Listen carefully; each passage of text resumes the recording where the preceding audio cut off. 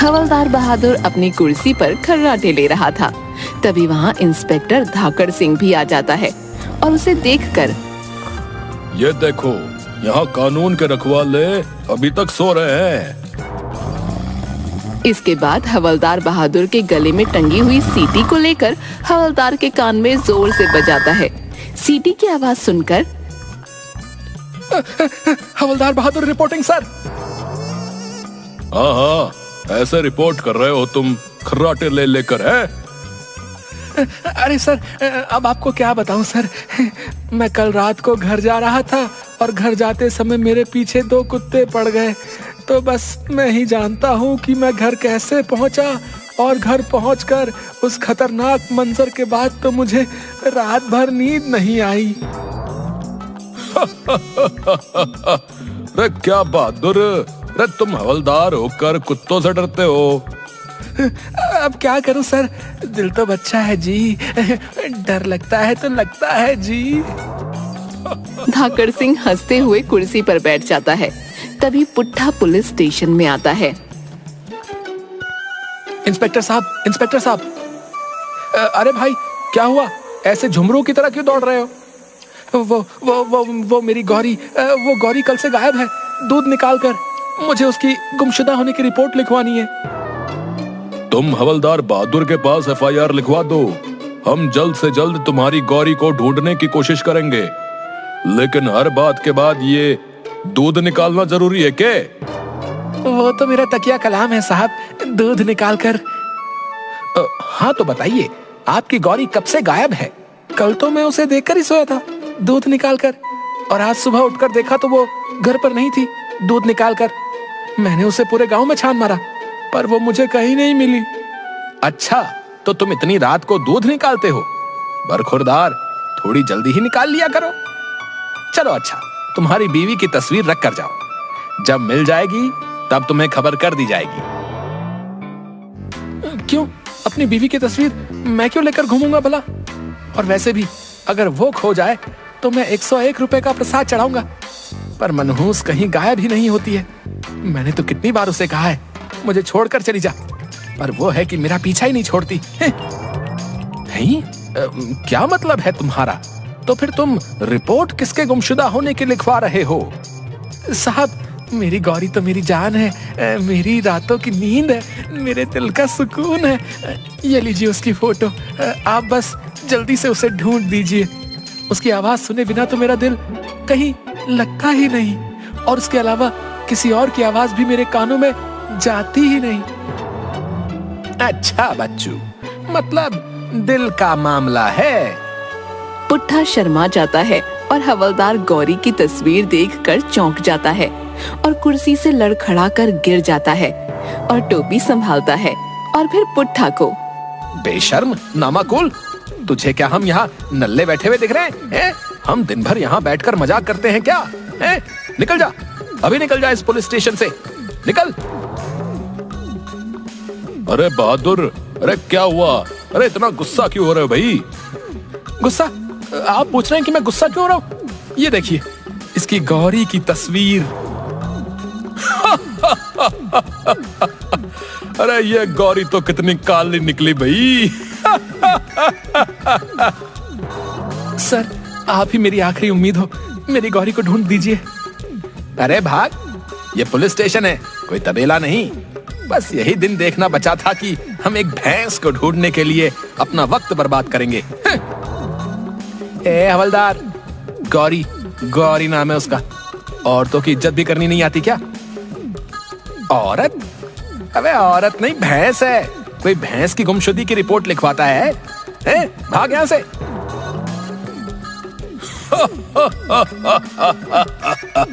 आजकल के लोग भी भैंस की रिपोर्ट लिखवाने आ जाते हैं। बेवकूफ इंसान। मुझे तो लगा था कि उसकी बीवी का नाम होगा गौरी। वैसे भैंस से याद आया, आज की चाय नहीं आई, इतनी देर क्यों हो गई आज? बहादुर, 1 कप चाय के लिए बोलना। ठीक है सर, मैं ही चाय लेकर आता हूँ। बहादुर पास वाली चाय की दुकान पर चाय लेने के लिए चला जाता है। अरे नंदू, आज चाय आने में इतनी देर लग गई, क्या बात है? अरे क्या बताऊं सर, मेरी भैंस चोरी हो गई। उसी को ढूंढने में वक्त लग गया। थोड़ा दूध बचा है, बस उसी की चाय बना कर दे रहा हूं आपके लिए। भैंस चोरी हो गई? तब तक चाय वाला नंदू हवलदार को चाय बनाकर दे देता है और हवलदार स्टेशन की तरफ चला जाता है। रे आजकल जग्गा बहुत शांत है, लगता है पिछली बार बेइज्जती की वजह से गांव छोड़कर चला गया है। चलो अच्छा है, कम से कम गांव के लोग थोड़ी शांति से तो जी रहे हैं। अरे ये बहादुर कब आएगा? आज तो सुबह से चाय भी नसीब नहीं हुई। तभी हवलदार बहादुर चाय लेकर आता है। दरवाजे के सामने कुत्ते को देखकर डरकर इधर उधर भागने लगता है। सर मुझे बचाइए, इस कुत्ते से बचाइए। बहादुर, अरे अरे! बहादुर गिरते हुए कप को पकड़ लेता है। तभी पुट्ठा और गांव के कुछ लोग पुलिस स्टेशन में आ जाते हैं। अरे ओ हवलदार बहादुर! पुट्ठा की आवाज सुनकर बची हुई चाय भी गिर जाती है। अरे ये पुट्ठा इतने गुस्से में और इतने सारे लोगों को लेकर फिर से क्यों आ गया? डर के मारे धाकड़ सिंह के पीछे छुप जाता है। अरे क्या हुआ? आप सब बहुत परेशान लग रहे हैं। इंस्पेक्टर साहब, हमारी भैंस चोरी हो गई है। क्या भैंस चोरी हो गई है? मतलब आपको चाय नहीं मिलेगी? यहाँ हमारी सबकी भैंसें चोरी हो गई हैं और तुम्हें अभी भी चाय की पड़ी है? मैं कसम खाता हूँ इस गिरी चाय की, जब तक मैं उन चोरों को नहीं पकड़ लेता तब तक मैं चाय नहीं पीऊंगा। और मैंने कमिटमेंट कर दी तो बस कर दी। अरे जब भैंसियां है ही नहीं तो क्या बकरी के दूध की चाय पियोगे? अरे आप फिक्र मत कीजिए, मैं उस चोर को जल्दी ही ढूंढ कर लाऊंगा। चलो चलो, अब अपने अपने घर चलो। है बहादुर, एक काम करो, हमारी पूरी पुलिस फोर्स को गांव के आसपास के इलाके में भेजकर पता लगाओ कि भैंसें कहाँ हैं, और जैसे ही कुछ खबर मिले तो हमें तुरंत इन्फॉर्म करना। ठीक है सर। धाकड़ सिंह उसकी कुर्सी पर बैठकर सोचने लगता है। तुम्हें क्या लगा है बहादुर, ये कौन हो सकता है जो इतनी बड़ी चोरी करने की हिम्मत रखता हो? सर कहीं जग्गा तो नहीं? तभी पत्थर से लपेटा हुआ कागज धाकड़ सिंह की टेबल पर आ गिरता है।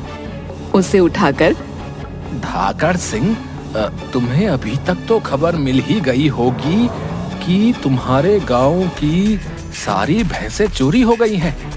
अगर भैंसें चाहते हो तो गांव के पास वाली पहाड़ी पर जो सबसे ऊंचा पेड़ है, कल तक उसके नीचे 50,000 रुपए रख देना। दूसरे दिन तुम्हें तुम्हारी सारी भैंसें मिल जाएंगी। तुम्हारा पुराना दुश्मन जग्गा। रे बहादुर, रे सारे गांव वालों को इकट्ठा करो। ठीक है सर। कुछ देर बाद सभी गांव वाले इकट्ठे हो जाते हैं। क्या बात है साहब, आपने अचानक हमें याद किया, कोई बात है क्या? धाकड़ सिंह बहादुर की तरफ इशारा करता है।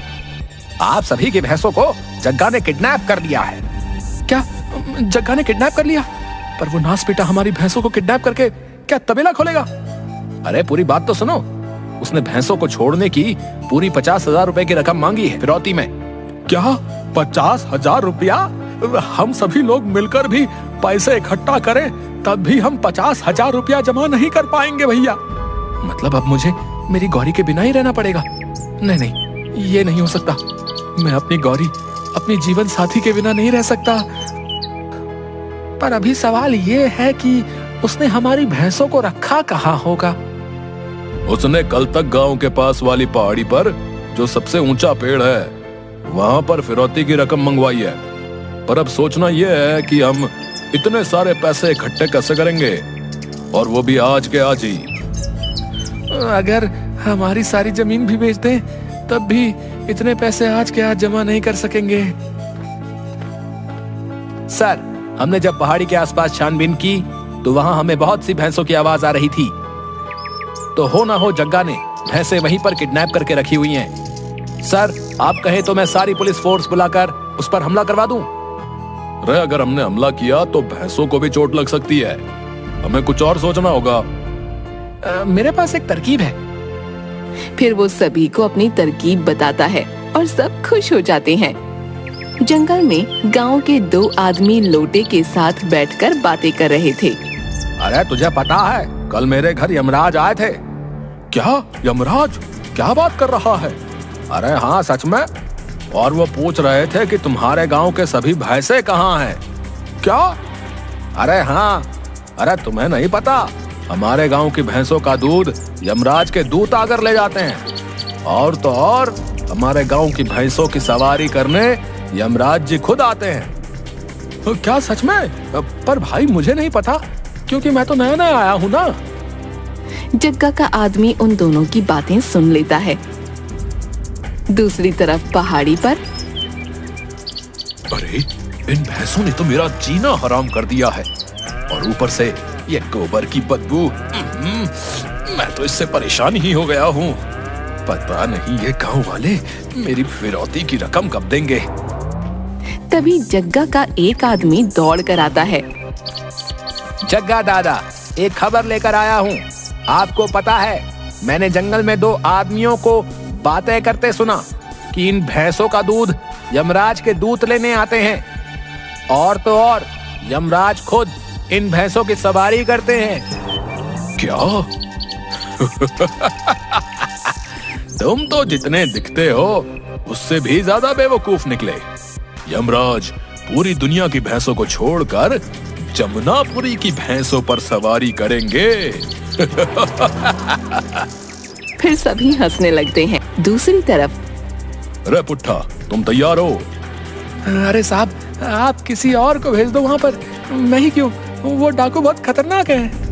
अरे नहीं, तुम्हारे अलावा ये काम और कोई नहीं कर सकता। पुट्ठा, तुम्हें तुम्हारी गौरी की कसम है। क्या? गौरी की कसम? तुमने मुझे गौरी की कसम दे दी। अब तो मुझे जाना ही होगा मेरी गौरी के लिए। गौरी, मैं आ रहा हूँ तुम्हें लेने। साहब, आप सारी तैयारी करके रखना। रात को सभी गांव वाले जग्गा के अड्डे पर छुप छुप कर पहुंच जाते हैं। पुट्ठा, तुम इन सभी भैंसों में से अपनी गौरी को कैसे पहचानोगे? अरे साहब, पहचानना क्या है? वो देखो, वो रही सामने मेरी गौरी। अरे वाह, बहुत पुराना याराना लगता है। गौरी, अरे वो गौरी। पुट्ठा को देखकर उसकी गौरी उसके पास आ जाती है। फिर पुट्ठा यमराज के भेष में गौरी के ऊपर बैठ जाता है। आप सब तैयार है ना? हाँ तैयार हैं। अब तुम जाओ। जग्गा और उसके आदमी बैठकर शराब पी रहे थे। यमराज, लगता है तूने आज कुछ ज्यादा ही पी लिया भैया। देख बेवकूफ, वो रहा यमराज। मैं तुम्हें नहीं कह रहा था कि वो लोग सच कह रहे हैं। तुम सब में से जग्गा कौन है? अरे यमराज जी, आप मुझे कैसे जानते हैं? यमपुरी के न्यूज़पेपर में भी मेरा फोटो छपा है क्या? मैं सबको बिना फोटो से भी पहचानता हूँ। मेरे असिस्टेंट चित्रगुप्त के पास सबकी फोटो और कर्म लिखे हुए हैं। आज वो जरा छुट्टी पर है, इसलिए ही मुझे अकेले ही आना पड़ा। जग्गा, मैं तुमसे बहुत ही क्रोधित हूँ। क्यों यमराज जी? तुम्हें पता भी है, तुमने जमुना पार की सभी भैंसों को चोरी करके कितनी बड़ी गलती कर दी है। कितनी बड़ी गलती यमराज जी? तुम्हें पता भी है, यमपुरी में किसी ने भी 2 दिनों से दूध नहीं पिया है। मुझे पृथ्वी पर आने के लिए भी कितनी प्रॉब्लम होती है। सजा मिलेगी, तुम्हें इस सब की सजा मिलेगी। माफ कर दो यमराज जी, माफ कर दो। आपको जितना दूध चाहिए आप यहाँ से निकाल कर ले जा सकते हैं। अपने यमदूतों को कह दीजिए जितना दूध चाहिए उतना ले जा सकते हैं। हाँ। और मेरा क्या? मैं यमपुरी की इन्हीं भैंसों पर सवारी करता हूँ। तुम्हें सजा मिलेगी, बहुत ही कड़ी सजा मिलेगी। तुम्हें तो मैं यमपुरी में ले जाकर 1 हफ्ते तक भोजन नहीं दूंगा, गरम तेल में डालूंगा। सोच कर ही अजीब हो रहा है। अब मतलब गरम तेल में तुम्हारे पकौड़े तलकर समस्त यमपुरी निवासियों को खिलाऊंगा।